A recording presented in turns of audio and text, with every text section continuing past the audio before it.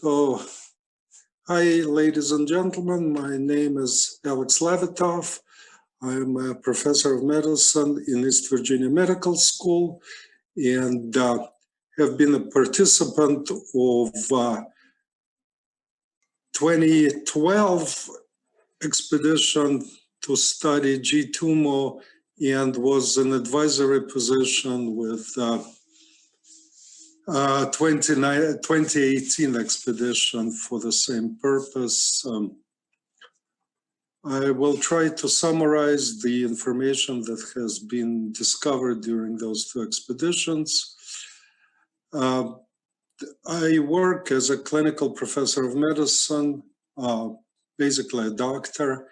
For most part, I was offered to study Tummo and was under full assumption that this practice is a hoax until I came and did some of the studies.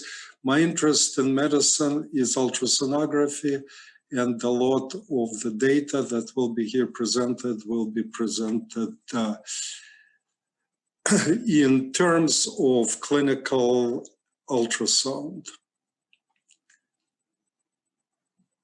I have no disclosures. Unfortunately, there have been no attempts to corrupt me of lately. There's a nice little picture by the Russian painter Nicholas Roerich in 1932 depicting the practice of Tummo that we will talk about in a moment. So what is Tummo? The meaning is inner fire or she fire. It's an ancient Buddhist practice, and practitioners of that demonstrate incredible tolerance to low ambient temperature without ill effects that will occur in every person who will be exposed to that amount of time to that temperature. That is to say, there's no hypothermia that would be a lethal complication of cold exposure or frostbites. As everything that came to the Tibetan plateau, it came from the plains of India, and it's somewhat based on the Hindu practice of Agnisara, though different from it, but being a physician, I would not further comment. There's a nice gentleman there attempting to get himself exposed to the ice in Himalayas. Obviously not well dressed for that. So the aim of the first expedition was to evaluate hemodynamic response to high altitude and cold exposure and to compare healthy volunteers to Tummo practitioners. When I talk about healthy volunteers, they were really healthy, and one of the gentlemen had 2 trips to Everest. So they were basically more of elite athletes than what you would associate with a normal volunteer. So there would be attempts to understand hemodynamics of Tummo practice, so what's happening to the vessels of both volunteers and the practitioners when they are exposed to the cold, and therefore to discover how the practice prevents people from cold-related injuries. Our equipment was solid-state ultrasound equipment that was suited for high altitude. It was furnished by Sonosite company, and that was the only commercial participation there. We also have a Cheetah NICOM bioretin system, which discovers vasculature conditioned by by checking bioreactants, that is to say, the resistance of the body to electricity, which is largely dependent on the movements of blood. There's 2 American physicians, 1 Israeli physician, and 1 PhD in physiology that were participating in it. So the data collection at 18,000 feet, there were 8 practitioners of Tummo and 5 healthy volunteers. They were exposed to cold, and then the data was collected with passive rewarming to comfort in volunteers and rewarming by Tummo practice with exercise and visualization by the practitioners and subsequent data collection. So as far as bioreactants, we can see that number of measurements was considerable, and what we were trying to see is overall condition of vasculature with cold exposure and without. One of the descriptors of that would be so-called peripheral resistance. That is to say, in simple terms, that will be what will describe whether the vessels are dilated or the vessels are constricted. As if you can see in volunteers with passive rewarming, the peripheral resistance was without significant change, about 2,000 during cold exposure and during passive rewarming. As far as Tummo practitioners, however, the difference was quite interesting. One would expect that peripheral resistance will go up, that is, that the vessels will constrict during cold exposure and will continue to do so as long as the person is exposed to cold. However, we'll see fairly profound vasodilatory effect of a Tummo practice. That is to say, instead of vessels constricting, they dilate to a significant degree, and the p-value with relatively small amount of observation was 0.001. That difference was statistically significant.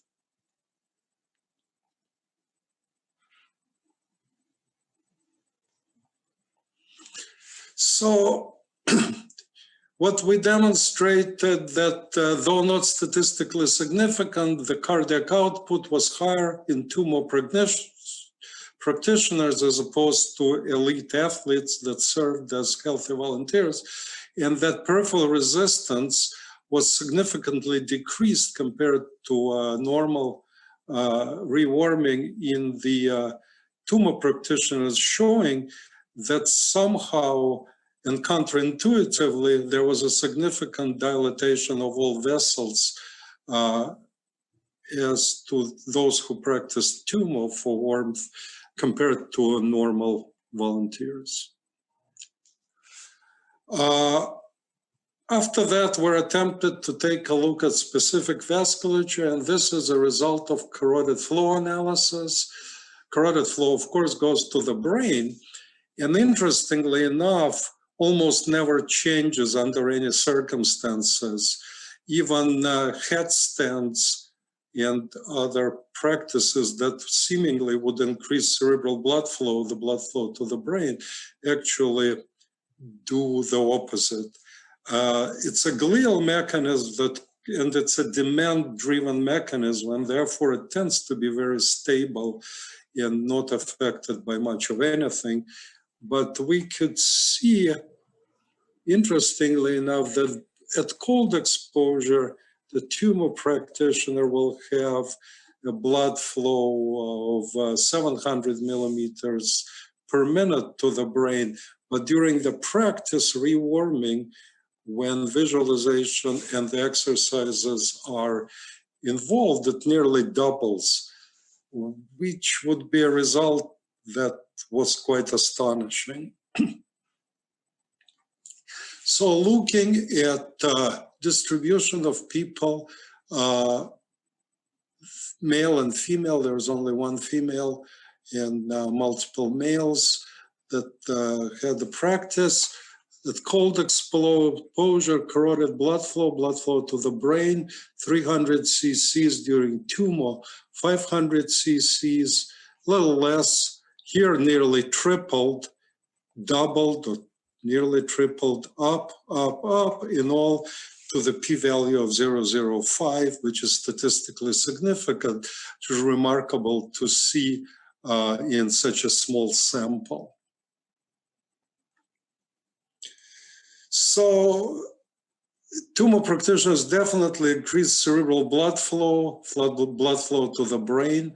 There might be an increased in diastolic component, which makes it even more so, because in diastole, blood usually doesn't go to peripheral organs, but goes to the brain and kidneys only.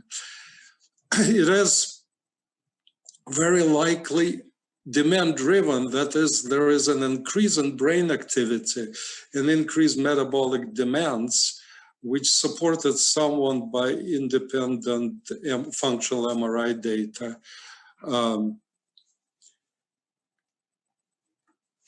Echocardiographically, looking at what the heart is doing during the practice, we could see that median increase in inferior vena cava, which is the vein that carries all the blood to the heart from organs below the diaphragm, also is dilated, which means that not only there is an increase of blood flow to the brain, but also increased blood flow to the peripheral organs. And this is a picture of inferior vena cava here going through the liver, and you can see the same thing happening there.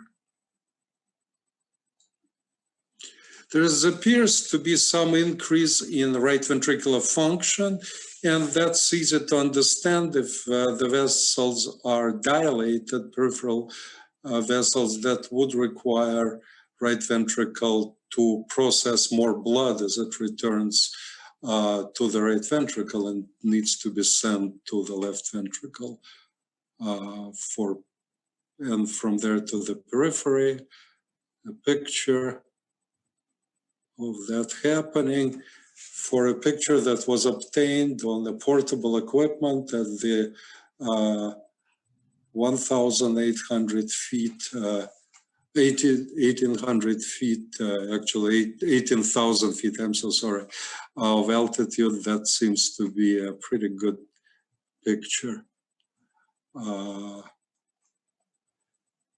not gonna just by that. There was no really much of a difference in stroke volume and injection fraction, that is amount of the blood that leaves the heart in healthy volunteers, but there was a significant increase in left ventricular function in Tummo practitioners. That is, that the heart was working harder to support the increase of blood delivery to the periphery.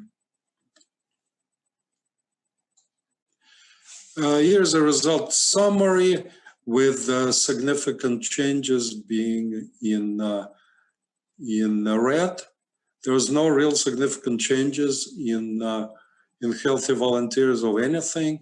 In Tummo practitioners post their practice, cardiac index went up on an average from 3 liters per minute to nearly 5. Heart rate stayed exactly the same, blood pressure stayed the same. Peripheral resistance dropped from 2,600 to 1,700, which is a profound vasodilator. That's something that you would see with a heat stroke. Carotid flow increased significantly on an average from 269 millimeters per minute per meter square to 445. That is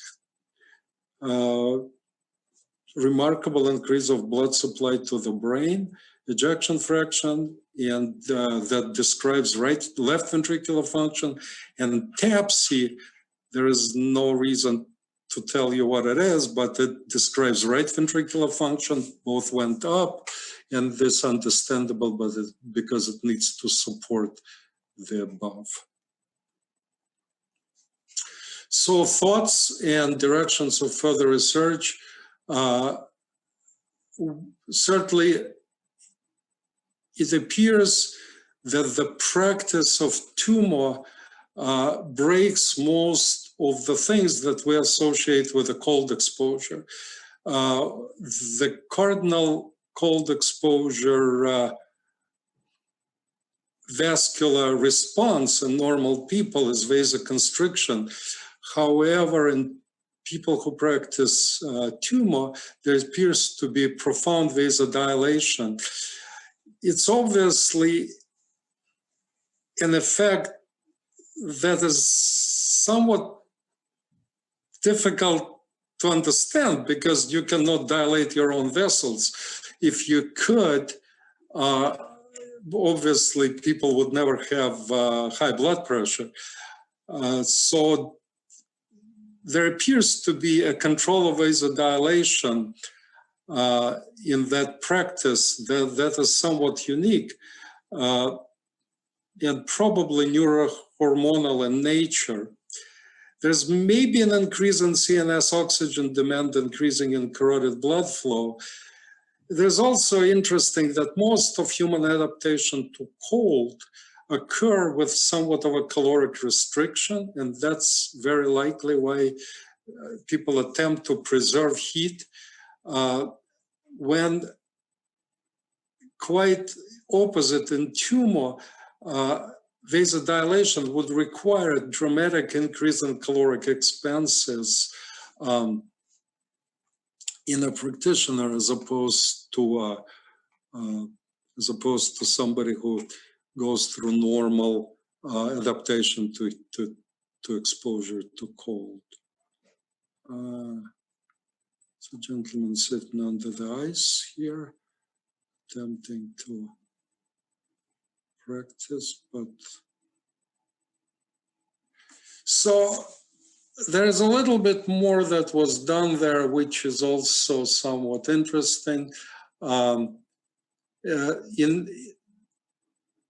2018, I wasn't there.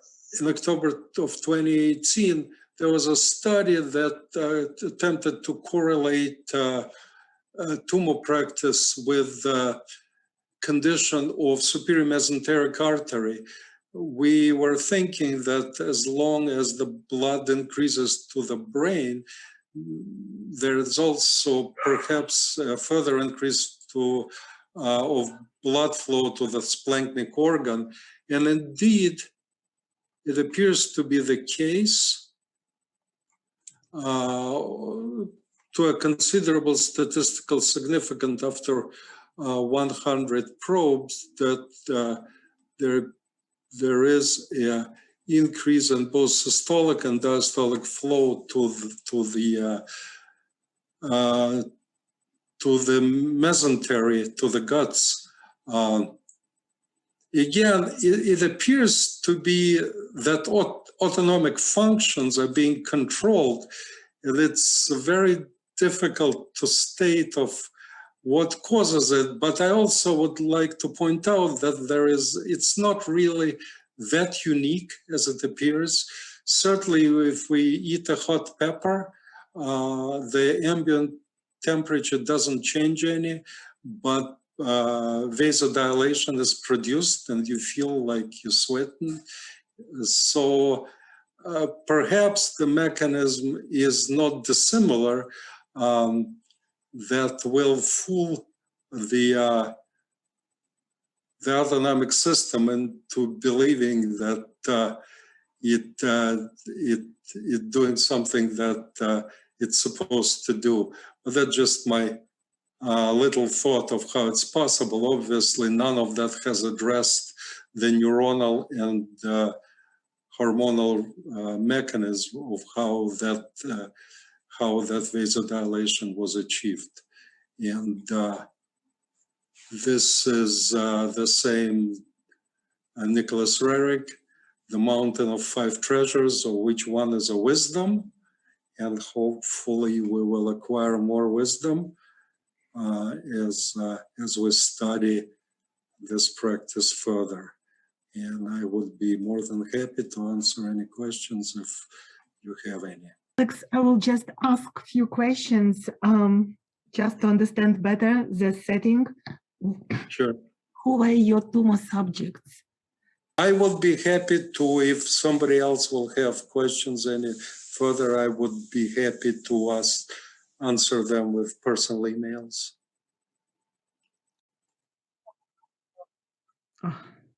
It was a mixed bag. There were there was 4 Westerners, and they were Eastern practitioners, whatever, I forgot the numbers altogether, so almost equal. I think there was one more Westerner. One of the Westerners spent about 20 years in Tibet. That was the lady, the female, in the monastery. So she's kind of in between, but that's a composition of Tummo practitioners. Okay, thank you. You have not measured the temperature, right? What happened with the core body temperature? We have not looked at core body temperature. As the study states, the attempt was just to look at hemodynamics, that is blood flow, and to see what's happening. Obviously, the vasodilation will cause increase in body temperature. The splanchnic or core temperature, there is an increase in splanchnic superior mesenteric artery flow, and that flow it's to 38 some degrees. So if there is an increase in flow, you cannot avoid but to increase core temperatures. So that's fairly obvious. There's probably increase in brain temperature as well associated with a high flow, though. It would be impracticable to check it. I would be happy to, if somebody else will have questions any further, I would be happy to answer them with personal emails.